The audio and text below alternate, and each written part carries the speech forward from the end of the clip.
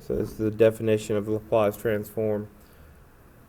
The function does have to be piecewise continuous. That means that we can break it into a finite number of functions, and it doesn't go to infinity or negative infinity anywhere. We can define it everywhere. And that's called piecewise continuous.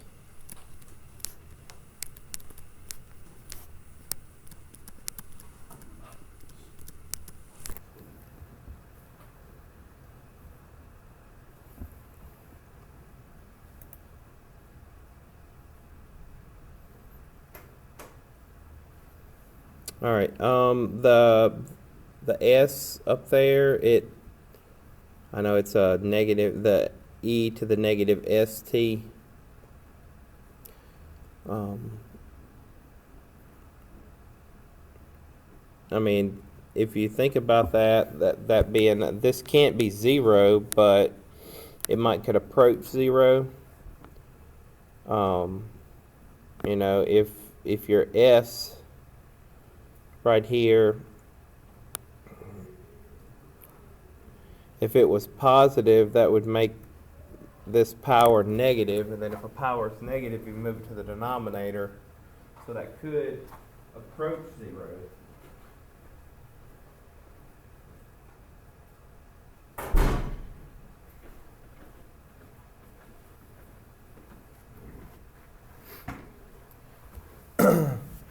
Well, let's start with the simplest of the simple.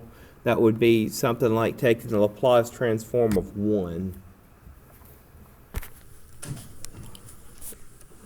Alright, so if we take the Laplace transform of 1, then that means that we would have the integral from 0 to infinity of e to the negative st times 1 dt.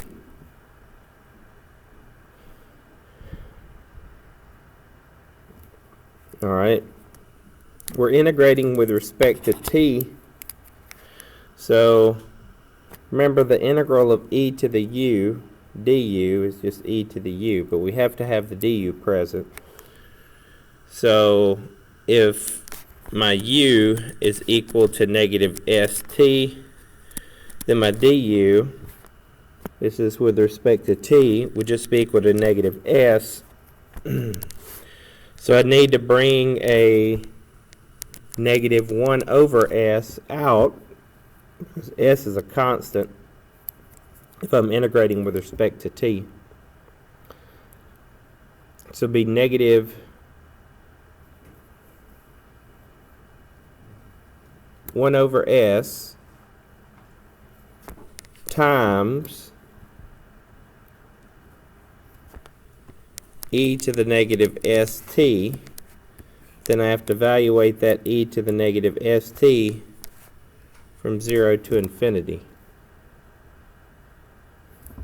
Okay, so that'd be negative 1 over s times, now if I plug in infinity, that would be, you know, with improper integrals, if you remember, normally we would say the limit as b approaches infinity, and that would be e to the negative sb, but as long as you understand the limit notation, we won't have to go back and revisit that and then go and use it here. We can just kind of do this and just plug in the infinity, right? So that would be e to the negative infinity, because anything times infinity is going to be infinity, minus e to the 0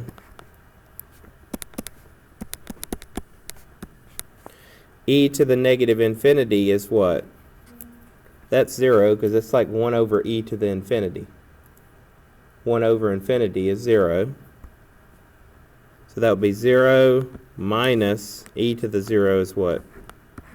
1. So that would make the Laplace transform of 1 equal to what? Just 1 over s. And that's an s.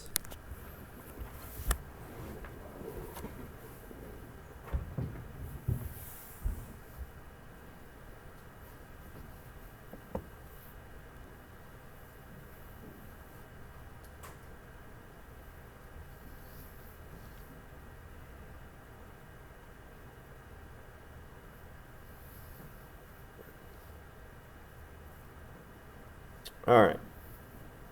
So, I mean, I guess that's about as basic of a Laplace transform as we can take is just a Laplace transform of 1, right?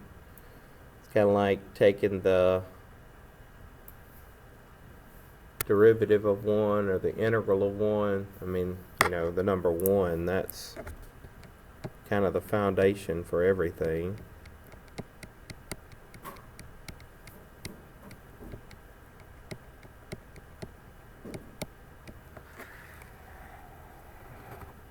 All right.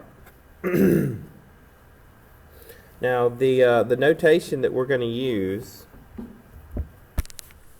I've already told you is f of t, little f of t.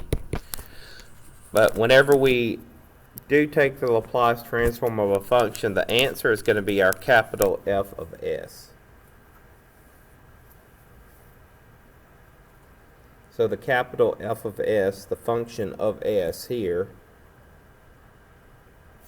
is just 1 over s. The function was f of t, right? So I'm just referring back to the problem we just worked.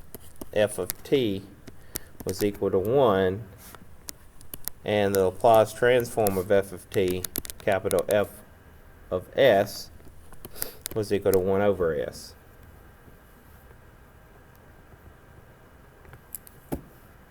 And remember, anything that we do one way, we can always do backwards, just like derivatives and integrals. We're not getting into inverse Laplace transforms right now, but we will. So there has to be some way to take the inverse Laplace transform and go back and get the original function t, f of t, which is 1. All right. Logically, what would be the next thing that we would take the Laplace transform of? Well, you know, we learn how to take the derivative of x, right? Or the derivative, or the integral of x. That's pretty basic. Well, if it's a function of t, let's look at what would the Laplace transform of t to the first power be. Alright, so we go by the definition. The Laplace transform of t is equal to the integral from 0 to infinity of e to the negative st times the function that we're taking the Laplace transform over, in this case t, dt. Now, what type of integral is that? If it's a variable times e, then it's got to be by parts, right? So we would let u equal t and dv equal e to the negative st. So du would be equal to 1, and v would be equal to negative 1 over s e to the negative st.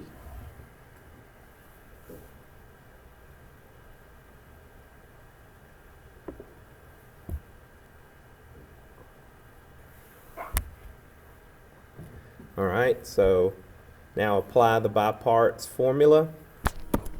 U times v. That will give us negative 1 over s. Remember, that's kind of like our constant there. T e to the negative st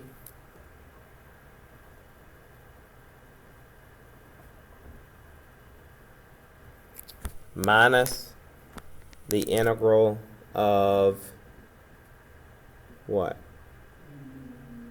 V du. So that would be what?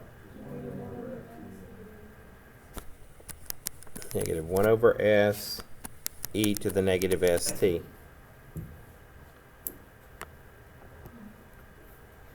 And then after we finish this, we're going to have to evaluate it from 0 to infinity. Because we have to let our t approach infinity.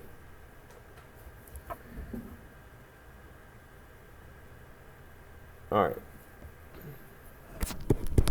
So it's negative 1 over st e to the negative st.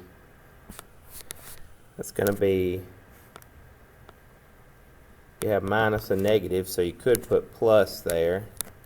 But then when we integrate here, what do we have to do?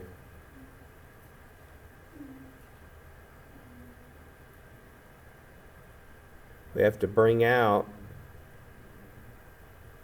the negative 1 over s. So that's going to be minus 1 over s squared e to the negative st.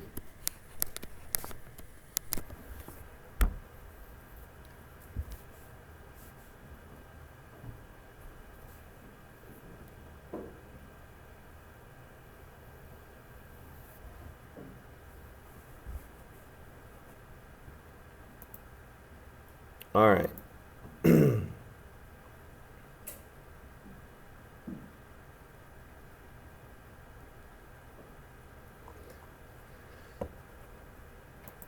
So what makes this so hard to figure out?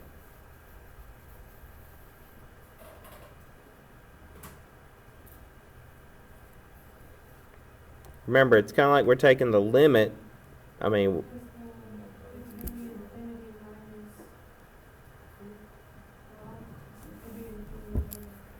alright, so like if I just started plugging in stuff, when I plug in infinity, remember I'm plugging in for t, right? So this would be negative 1 over s times infinity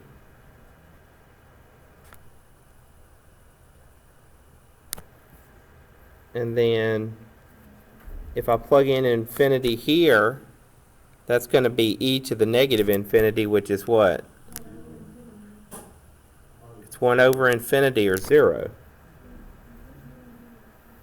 So the negative 1 over s is just going to go away because that would go with infinity. So I have 0 times infinity.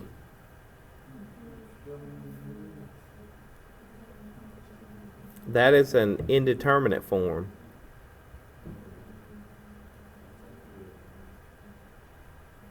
So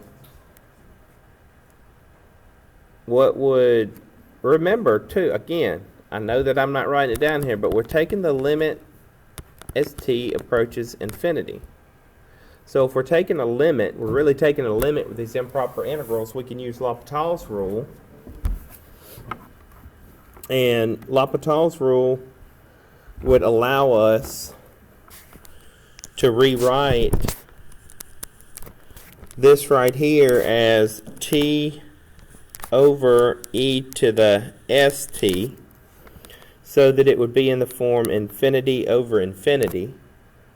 And this is just for this first term right here. And if we have infinity over infinity, then we can take the derivative of the numerator and denominator, because that's what Patels Rule tells us we can do. So if we take the derivative of the numerator and denominator, I still have that negative 1 over s. The derivative of t is 1, and the derivative of e to the st is going to be what? S e to the st.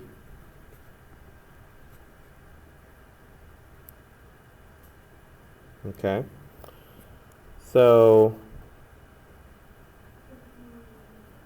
this is going to be what then? Then if I let t approach infinity, that goes to infinity times s is infinity. And you could say it times this s right here. That'd be fine too if you want to bring it down. That's infinity. And 1 divided by infinity is 0.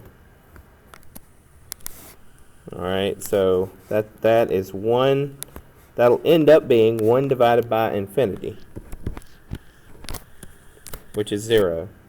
I mean, I can use limit notation to go through all of that, but I think we kind of understand without the limit notation, hopefully.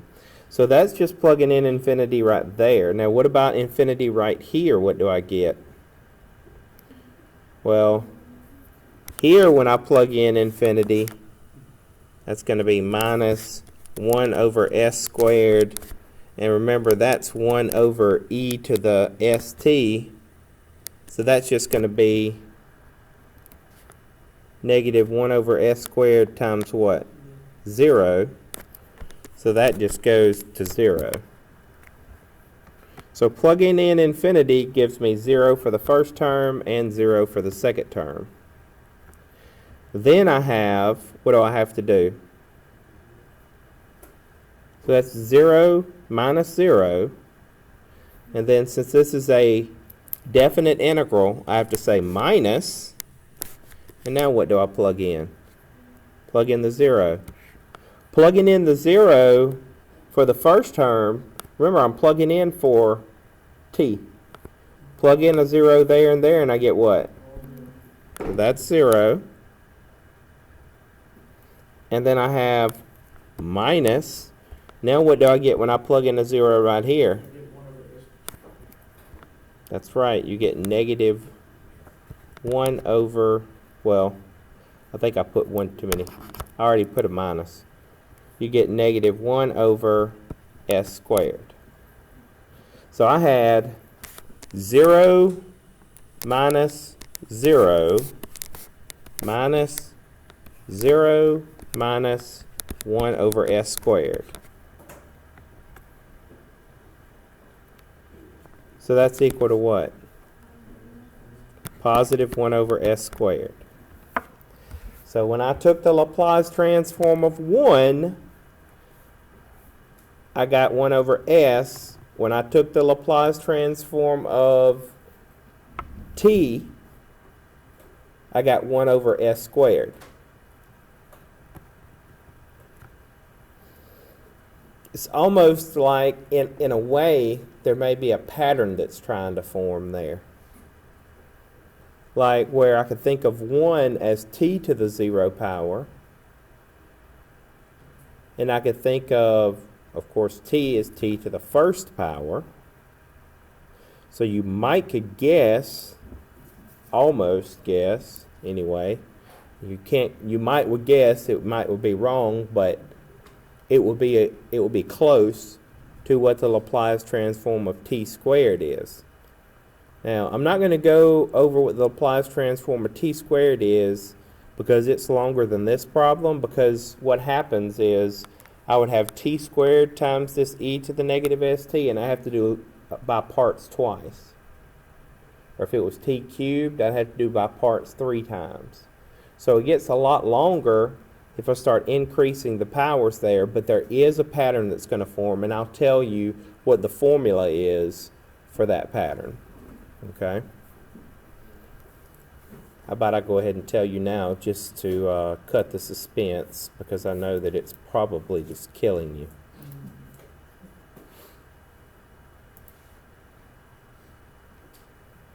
Just like me in Fortnite. R. Just kidding. Alright, so the formula for the Laplace transform of a polynomial, or t to the n power. A polynomial would be a couple of those, so we could take the Laplace transform of each one as we go, is n factorial over s to the n plus 1 power. where n is all of the counting numbers. So n is 1, 2, 3, 4, 5, so on and so forth. That's the reason why I said, you probably could guess what the Laplace transform of t squared was, and you would say 1 over t cubed, and that's almost right, because you have to worry about the 2 factorial on the top, and that's because of the way derivatives end up giving us those constants when we take the derivative. So when we're doing the by parts, so that would be 2 factorial over s to the 2 plus 1 power, or 2 over s to the third. So using the formula, yeah, it's not very hard at all, but we have to understand how to get to that formula before we start using formulas. I guess we don't have to, but makes you appreciate the formula a lot more. All right, let's see if we can derive a formula for the Laplace transform of e to a power.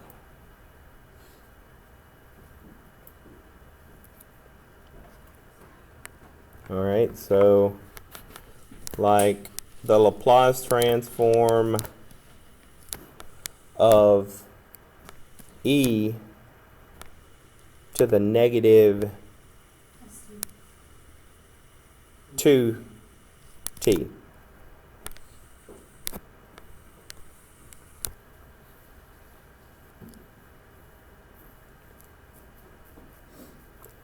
All right, so by definition, that would be the integral from 0 to infinity of e to the negative st times, and then that's e to the negative 2t. So we could add the powers, right? So that would be e to the negative st minus 2t, or to make it a little prettier, I could factor a t out, and I could factor a negative out, right? I could make that the negative of s plus 2 times t. That's just the prettiest way to write it. Now, it wouldn't be wrong if you put negative st minus 2t, but that's just another way.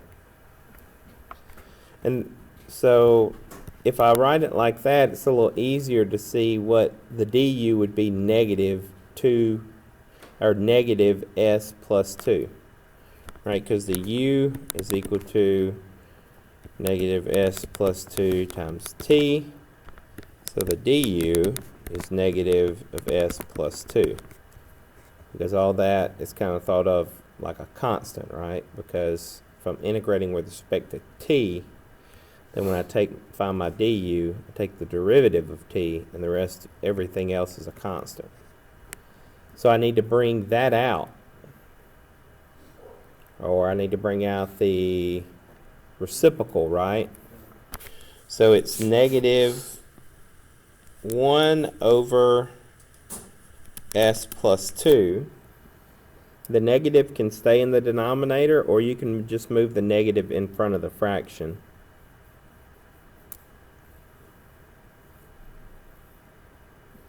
And then what? E to the negative of s plus 2t.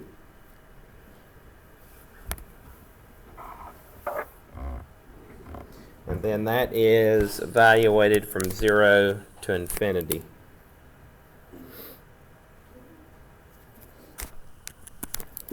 So what happens when I plug in infinity? I'm going to have an infinity for this t, which infinity times s plus 2 is still infinity. So I'm going to have the e right here is going to be to the negative infinity, so it's going to go to 0.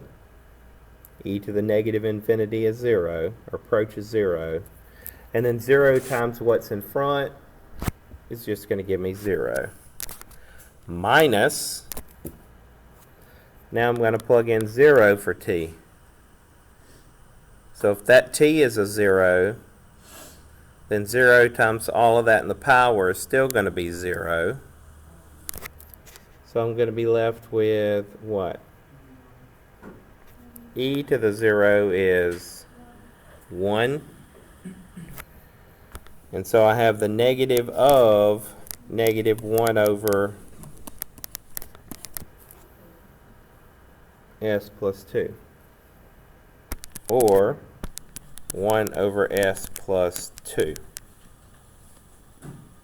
So I can kind of maybe draw a conclusion as to what the formula would be. But let's work one with a positive power just to see the difference. That one had a negative power. Let's do a Laplace transform with a positive something times t. All right, Jacob, give me a good number, good positive number. 4. All right, so we're going. It wasn't a trick question. Yeah. Laplace transform of e to the 4t. Okay. So it'll be the integral of e to the negative st from 0 to infinity times e to the 4t. If you think that it's a 5, it's probably an s. The problems with s's, 5s, and 2s are the ones that really, and pluses and t's. Yeah, those get crazy.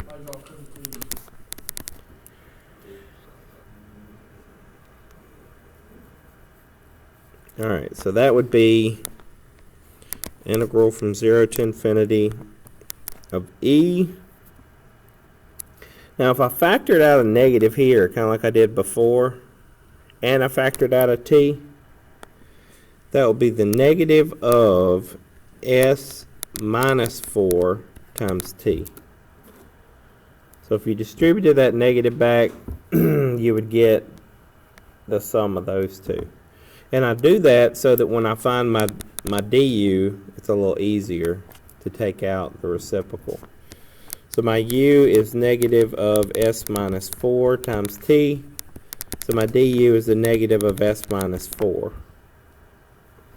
So that's what I want to bring out, a 1 over, or negative 1 over s minus 4. And then my integral is just e to the u. So I'm evaluating that from 0 to infinity. So when I plug in infinity for t, that's going to be e to the negative infinity. So the first term is going to go to 0 minus.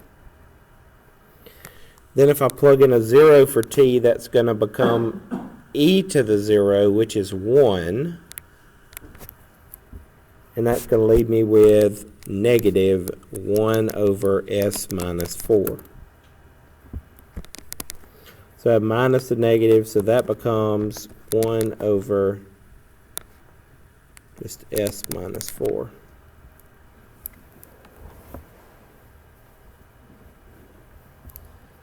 All right, so the Laplace transform of e to the negative 2t was 1 over s plus 2. And the Laplace transform of e to the positive 4t was 1 over s minus 4. So do you see a pattern there? Maybe we could draw a conclusion, or do we need to work 10 more of these? It's just going to be 1 over s minus a, I believe, is the variable that we use. So that would be, it's like Laplace transform of e to the at, where a is the constant in front of t, is always equal to 1 over s minus a.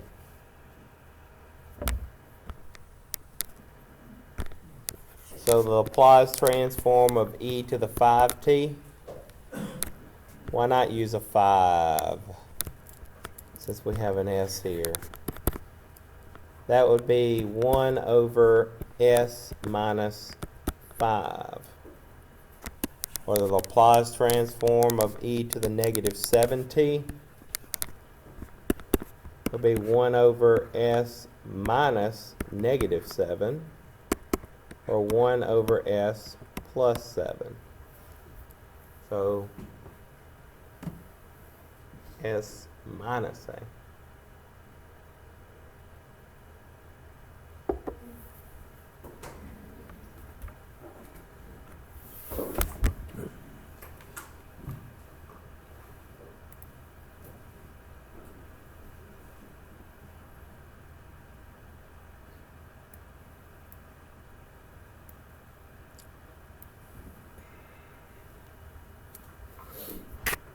All right, now for one of the fun ones.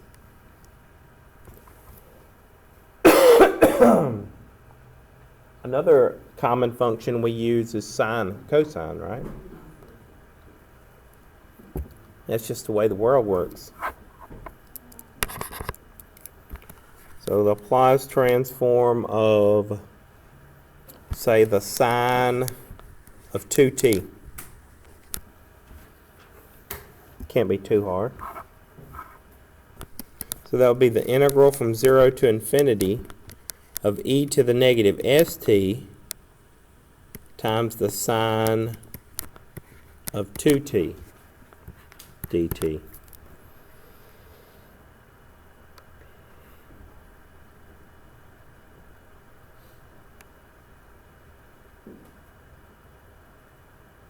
So what did we do?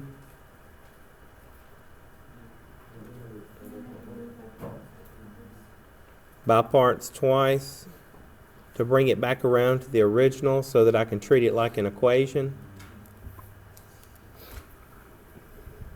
Do you have any idea what I'm talking about? Yeah? I don't know if I can find my notes. I did that the other day.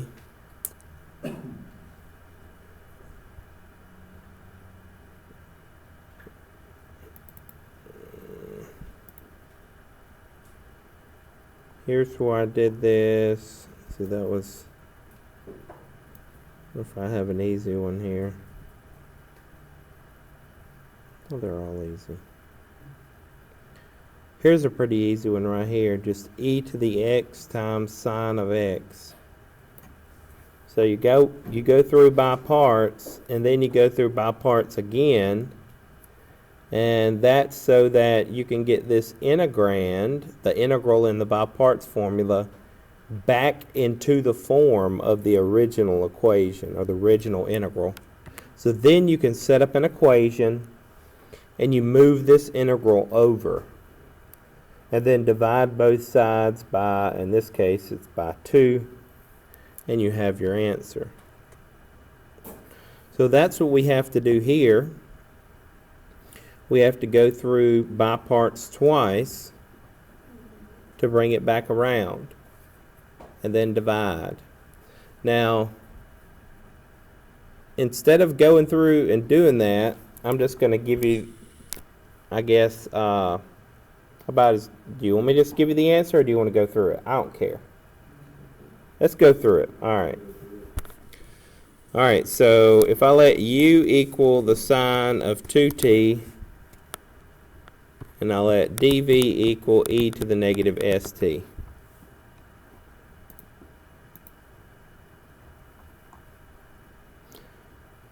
Then I would be wrong or right? I'd be right. Okay. Yeah, your trig function needs to be your u. Just making sure I didn't want to go through it and then have to do it again. So that's 2 cosine 2t, and v is negative 1 over s e to the negative st. So then uv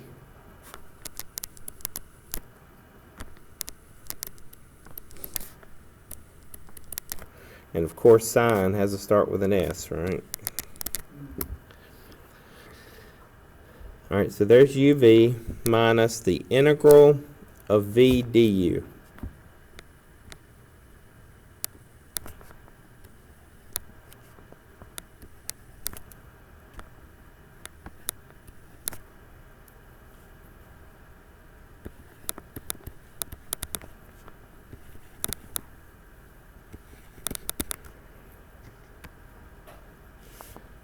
Alright, so that minus a negative, I'm going to go ahead and make that a plus there.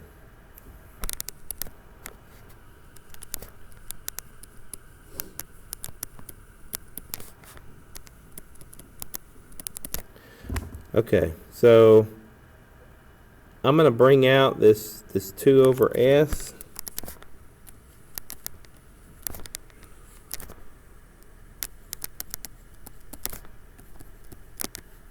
And then I'm going to start over. So I'm going to do this by parts now.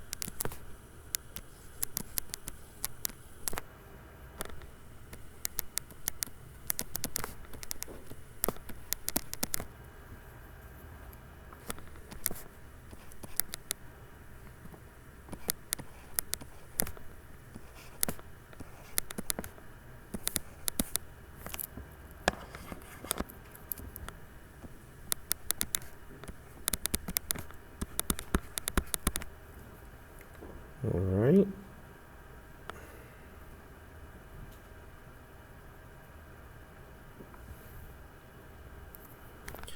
So my original problem, or my original integral, not really the problem, was integral from 0 to infinity of e to the negative st times the sine of 2t dt. Alright, so these are in the same form, even though this right here is a little different. It's still just a constant as far as we're concerned. So I'd have to add 4 over s squared times the integral of e to the negative st sine of t dt to sine of t, that was supposed to be sine of 2t, to both sides.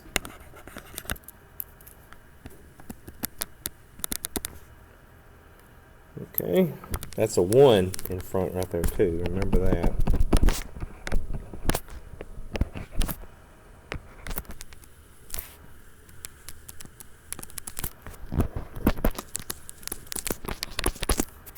Okay. So that's going to cancel out. So what's the constant there in front of that integral? 1 plus 4 over s squared, which we can do a little bit with. We'll just y'all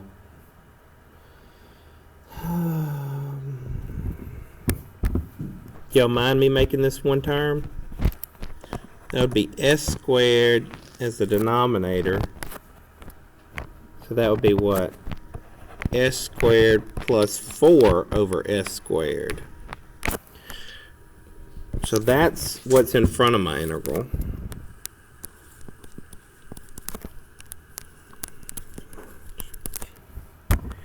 And all that is equal to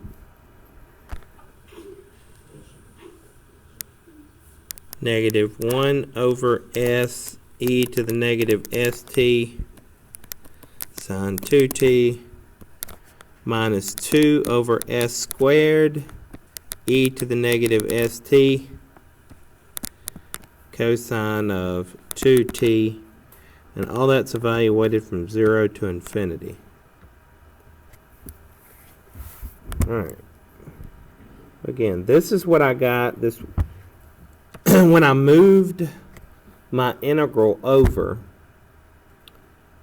this had a 4 over S squared in front of it, so that gave me a 1 plus 4 over S squared in front, which then I just changed into one fraction. Alright.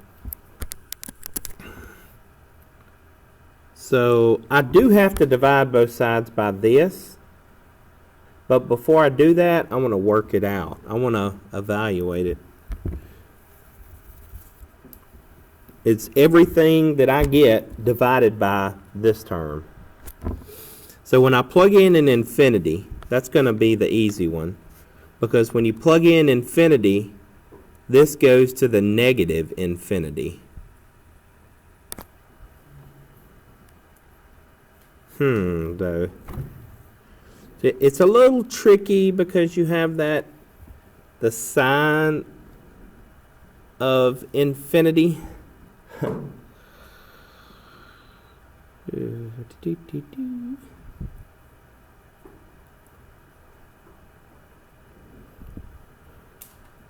But it's still going to go to 0.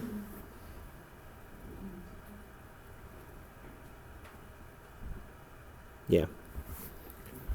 So it's still going to be 0, and that's going to be 0.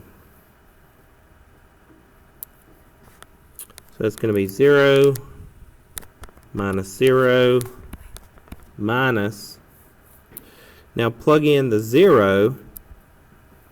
When I plug in the 0, this is going to be the sine of 0, right? So it's going to be, that's going to be a 1, but sine of 0 is 0. Now if I plug in the 0 here, then that's going to be what? That's going to be a 1. That's going to be, what's the cosine of 0? 1. And I'll be left with negative 2 over S squared. Okay? So minus negative 2 over S squared is just 2 over S squared. So I had what? I have S squared plus 4 over S squared times the integral of e to the negative st sine 2t dt. Alright, so I need to divide both sides by this in front.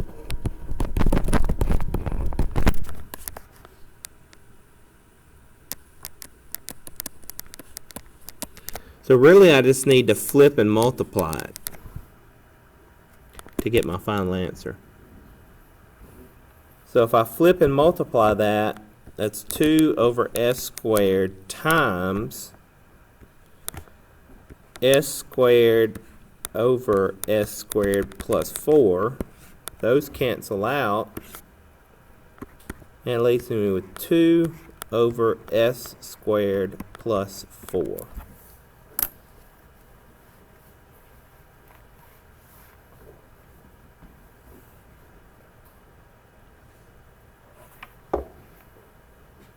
The only part, if you look back through it, The only part that should make your brain kind of say, wait, what's going on? To me, the main part is when you plug in infinity for sine and for cosine here. You might want to say, okay, wait, that's going to be sine of infinity and cosine of infinity over e to the infinity, or infinity. So wouldn't that be infinity over infinity? But it wouldn't, because sine and cosine are both bound between -1 and 1. Think about it. It don't matter what you take the sine or cosine of, you always get something between -1 and 1. Well, since it's bound between -1 and 1, then if you divide anything between -1 and 1 by infinity, you get 0. So that's why when you plug infinity, that those terms go to 0. So that right there gave me my brain fits whenever I first looked at this, because I wanted to think of, okay, it's infinity over infinity. So how do I work that out? I have to use Patels Rule. But you can't, remember, when you take the derivative of the sine, you can get cosine. So you're just caught in that infinite loop there. But if you think about what you get out when you take the sine or cosine of something, then it's always going to be bound between that -1 and 1, or including -1 and 1. If you divide that by infinity, you get 0. All right. There is a pattern here. Don't worry. But that's what we got. 2 over s squared plus 4. So if we worked out several more, we would eventually figure out the pattern. And the pattern is, or the formula is, the Laplace transform of the sine of something times t. So here in your book they use kt. The Laplace transform of kt is always equal to k over s squared plus k squared.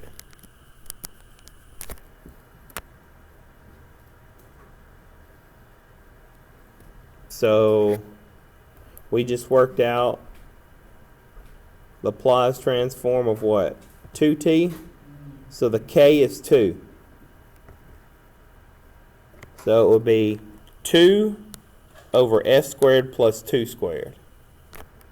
Or 2 over s squared plus 4. Okay. That is a little faster. Not much.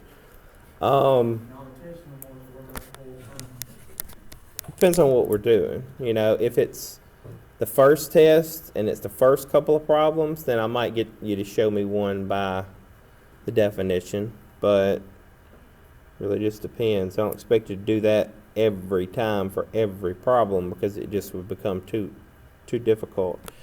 Now, the formula for cosine is different. And it's because of the way that everything works out whenever you apply the definition.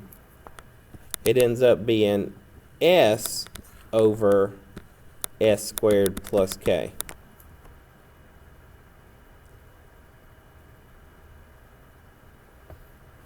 And if you're wondering why is the s, why would there be an s there, we could go through and figure it out if y'all want to. I mean, there's got to be some, like, something has to happen somewhere around here.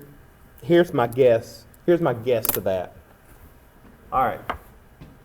So if we're doing it with cosine, then, okay, so when we did it with sine here, this was a sine, and that was a cosine. So if we're doing it with cosine, this is going to be a cosine. It's going to be, if we do 2 cosine of 2t, this part's going to be a cosine, and this part's going to be a sine. But everything else is going to work out the same way. So then this, since this is going to be a sine, it's going to go to 0 when you plug in a 0. This one will not. This one will be the one, that'll be 1, because that'll be cosine of 2t. So then you'll have this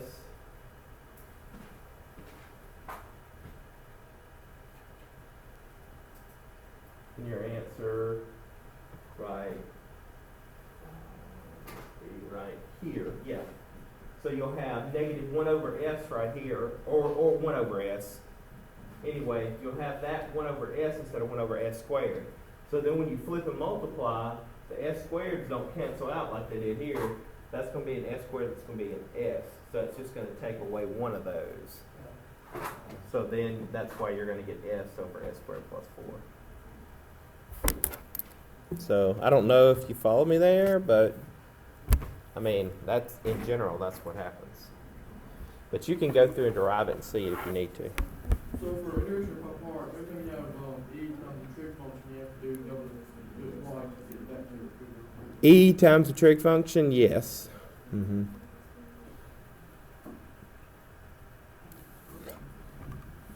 Now, just in case we run into the hyperbolic functions,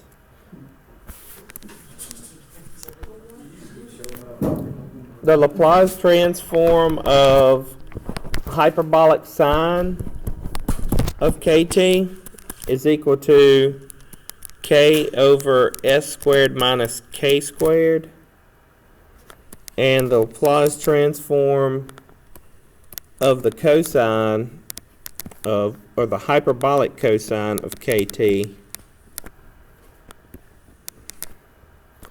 is equal to s over s squared minus k squared.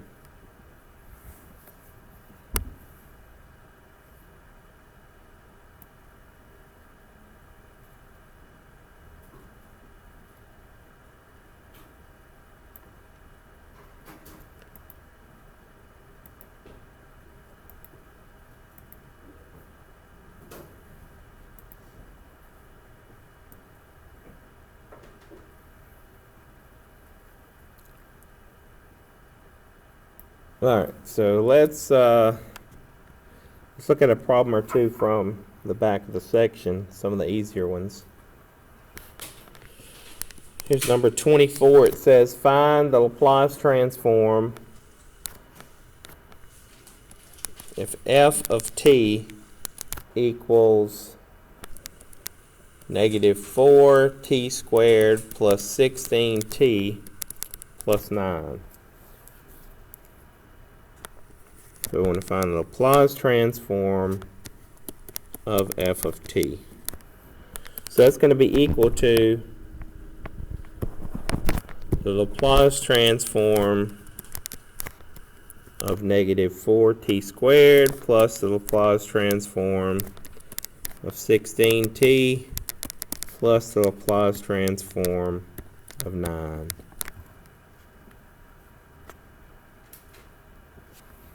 That's going to be equal to, you remember with limit notation how you could factor those constants out? I mean, you can do the same thing here if it makes things easier. Like you can factor out the 16, the negative 4.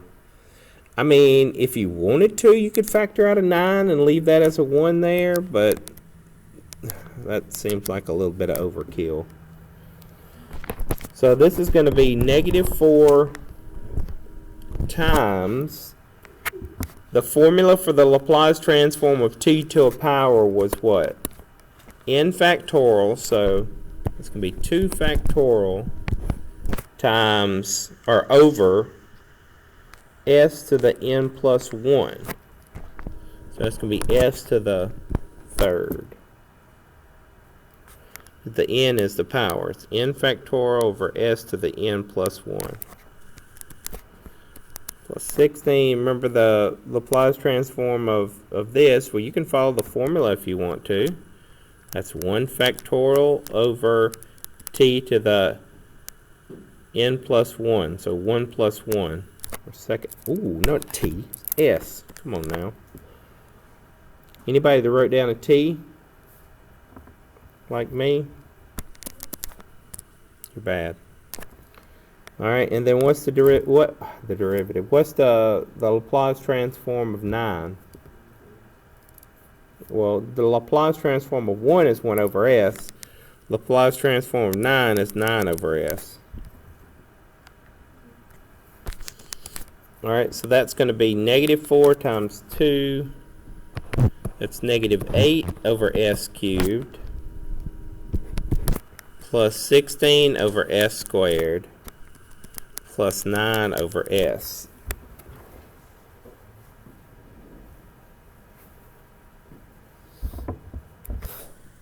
Alright, you do this one by yourself. Find the Laplace transform of f of t.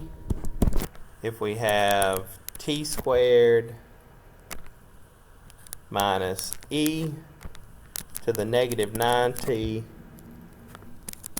plus 5.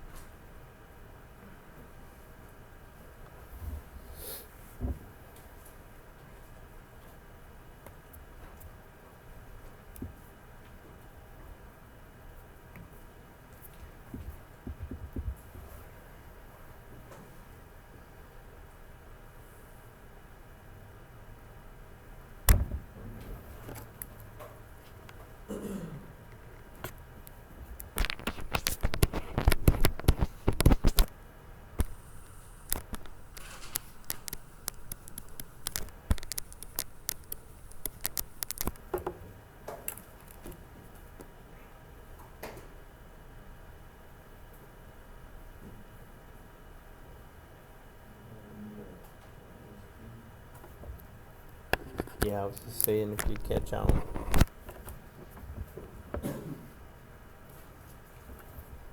Where'd I get the s plus 9? This is 1 over s minus a. Or how you like this 5 over s?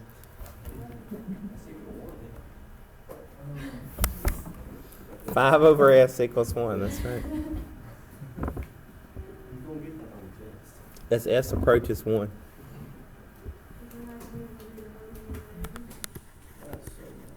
Alright, what about, let's do this one.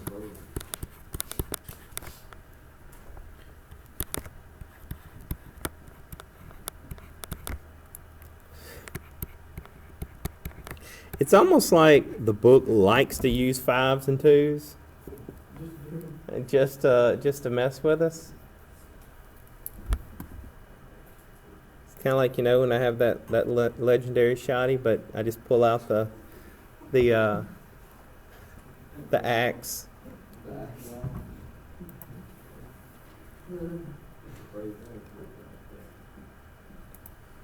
When you're good, you're good.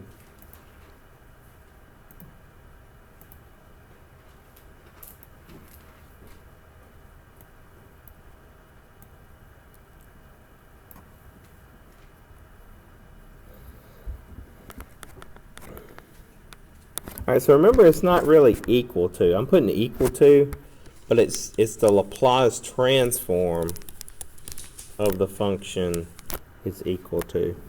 Just like it's not really right to say, if you're doing derivatives, just to say equals, equals, equals.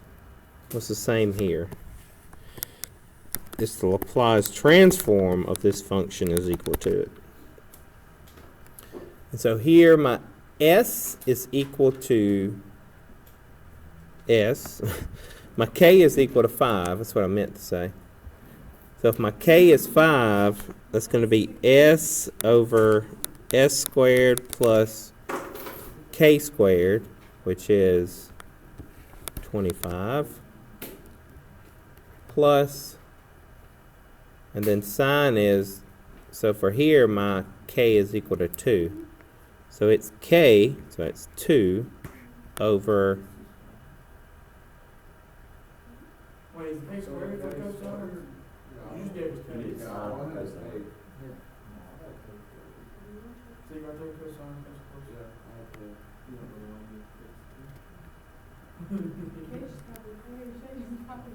It's squared. Yeah, it is k squared. Sorry, I don't know why I wouldn't have written that. You made it up, you got that? I made it up. Yeah, I'm really making all these things up. No, he did not put, he did not put square. He did not put square. I swear it was up there. No. I probably said it and didn't write it. I do that sometimes. That's what happened. I'm not playing forward. You're not crazy, right? All right, so what's this second one here?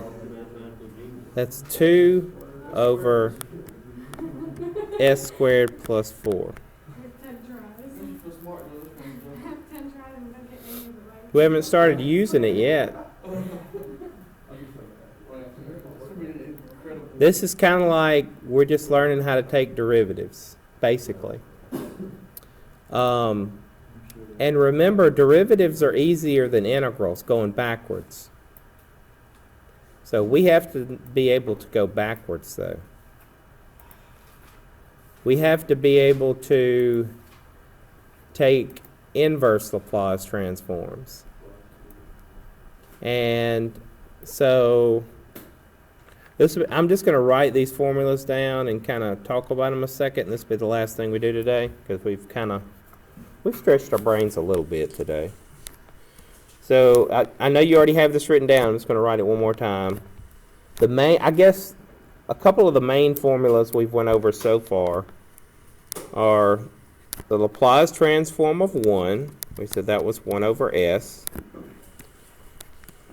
The Laplace transform of t. We said that was 1 over s squared. So I guess this really isn't formula. This is more of a working out a problem. Laplace transform of e to some power. That would be what? 1 over s plus 3. So what that means is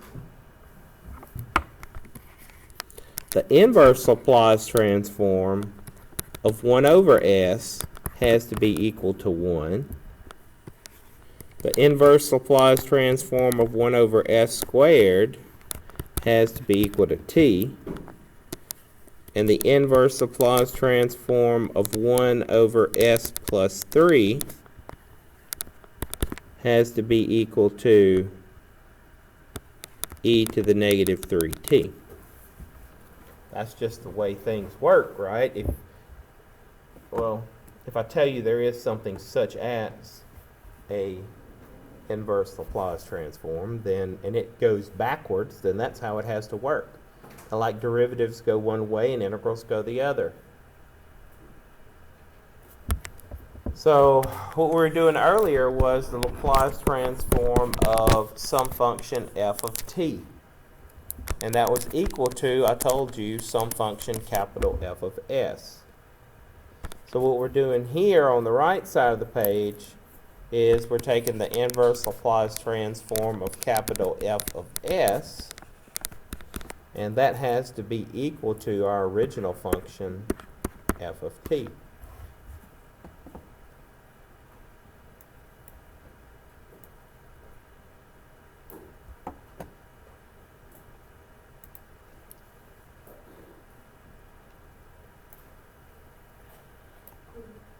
So we do have general formulas for those, and it would be, I guess you just wrote down 1, 2, 3, 4, 5, 6, 7 formulas for Laplace transforms. We went through 7. We didn't really derive 2 of those. We didn't do the hyperbolic functions.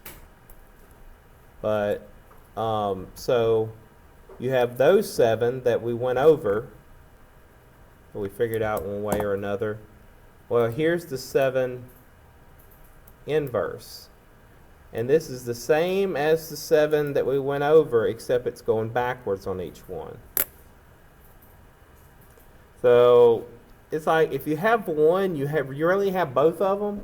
If you write them all down, you really have both, because if you go backwards, you just say the inverse Laplace transform of the answer is equal to what you started with. Or in this case, right, they write it as what you started with is equal to the inverse Laplace transform of your answers.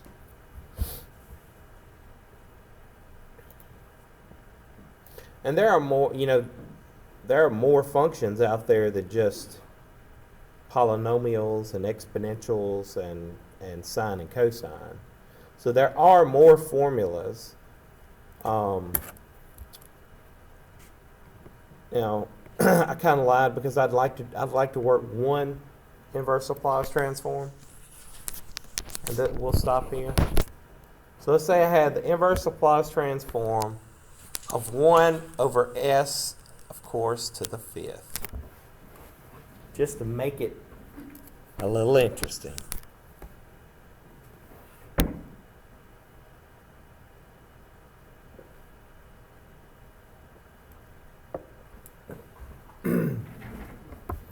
S to the 5th is equal to 1, right? S to the 5th.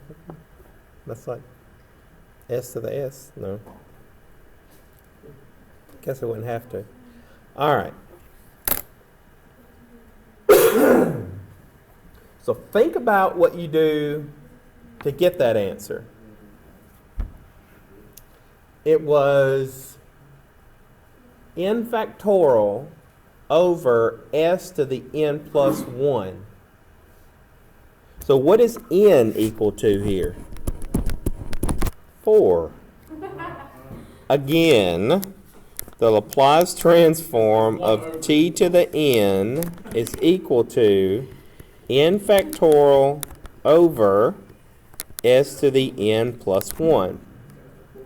So, but I don't have a 4 factorial up here. All right? So, what if I wanted to put a 4 factorial up there? Well, then I just write it up here. Isn't that the way things work? When you want something to be there, you just write it there. Well, there's a consequence, though. You're going to have to put 1 over 4 factorial on the outside. Like, because you're bringing out the reciprocal. When you multiply reciprocals, you always get 1. So we can put a 4 factorial up there. We just have to bring a 1 over 4 factorial out. And then this in the bottom would be, I mean, you can write it if you want to, s to the 4 plus 1, that's fine. But what would so that's going to be 1 over 4 factorial. What's 1 over 4 factorial? 1 over 24. And then t to the, what? What was in? 4th. Right? So the n's 4.